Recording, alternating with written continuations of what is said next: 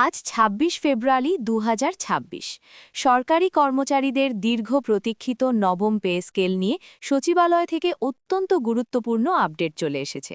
গতকাল অর্থ প্রতিমন্ত্রী জোনায়েদ সাকির সাথে কর্মচারী নেতাদের এক বিশেষ বৈঠক অনুষ্ঠিত হয়। বৈঠকে প্রতিমন্ত্রী স্পষ্ট করেছেন যে প্রধানমন্ত্রী তারেক রহমানের নির্দেশনায় নতুন পে স্কেল বাস্তবায়নের প্রক্রিয়া শুরু হয়েছে।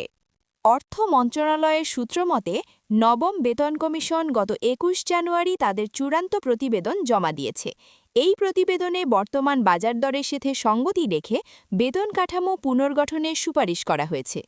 তবে প্রতিমন্ত্রী জানিয়েছেন, দেশের বর্তমান অর্থনৈতিক পরিস্থিতি বিবেচনা করে এই নতুন স্কেল একবারে নয়, বরং ধাপে ধাপে কার্যকর করা হতে পারে। নতুন প্রস্তাবিত পে স্কেলে বেতন বৃদ্ধির হার চমকপ্রদ।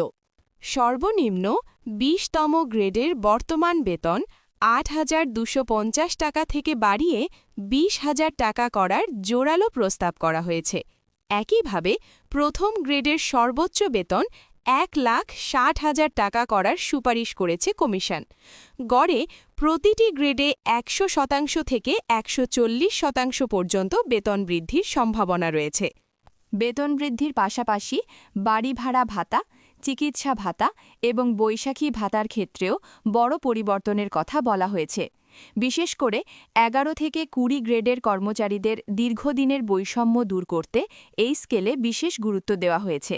কমিশন চাচ্ছে উচ্চপদস্থ এবং নিম্নপদস্থ কর্মচারীদের বেতনের ব্যবধান ১:৮ অনুপাতে কমিয়ে আনতে।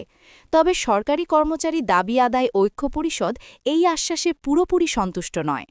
আজ ২৬ ফেব্রুয়ারি সকালে পাওয়া সর্বশেষ খবর অনুযায়ী তারা আগামী ১৫ মার্চের মধ্যে পে স্কেল বাস্তবায়নের সুনির্দিষ্ট গেজেট প্রকাশের আলটিমেটাম দিয়েছে। তাদের দাবি, বর্তমান বাজারে ২০,০০০ টাকায় সংসার চালানো অসম্ভব, তাই সর্বনিম্ন মূল বেতন ৩৫,০০০ টাকা করতে হবে। কর্মচারী নেতারা হুঁশিয়ারি দিয়েছেন যে যদি ১৫ মার্চের মধ্যে সরকার দৃশ্যমান কোনো পদক্ষেপ না নেয়, তবে তারা কঠোর আন্দোলনে নামবেন। আগামী ২৮ মার্চ সংবাদ সম্মেলনের মাধ্যমে সারা দেশে একযোগে কর্মসূচি পালনের পরিকল্পনা করা হচ্ছে।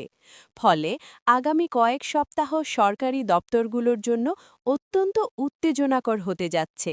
সাধারণ কর্মচারীদের প্রশ্ন হল, নতুন পে স্কেল কার্যকর হলে কি সত্যিই দ্রব্যমূল্য নিয়ন্ত্রণ করা সম্ভব হবে?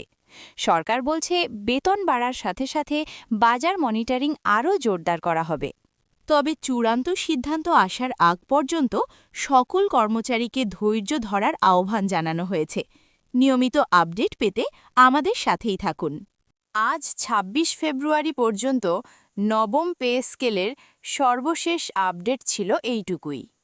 সরকারি চাকরির বেতন ও সুযোগ সুবিধা সংক্রান্ত যে কোনো ব্রেকিং নিউজ সবার আগে পেতে আমাদের চ্যানেলটি এখনই সাবস্ক্রাইব করে রাখুন।